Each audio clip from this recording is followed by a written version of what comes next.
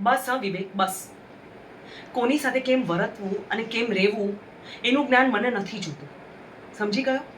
તું તારું કામ સંભાળ અને મને મારું કરવા દે.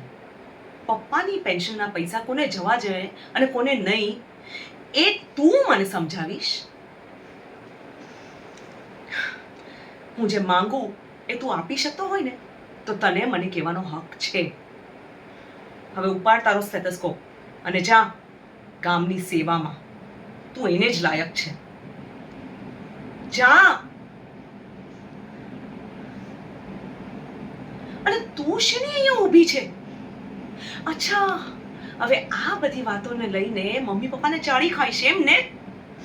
પણ એક વાત યાદ રાખજે, આ ઘરમાં મારાથી ખરાબ કોઈ નહીં હોય.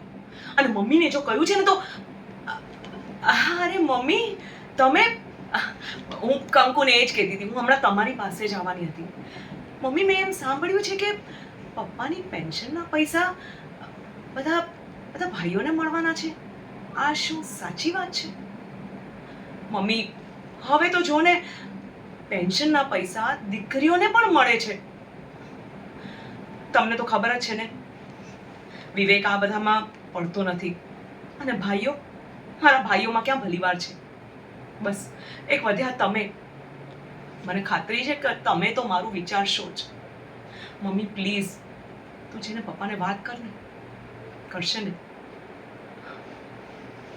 બાકી જો હું કહીશ ને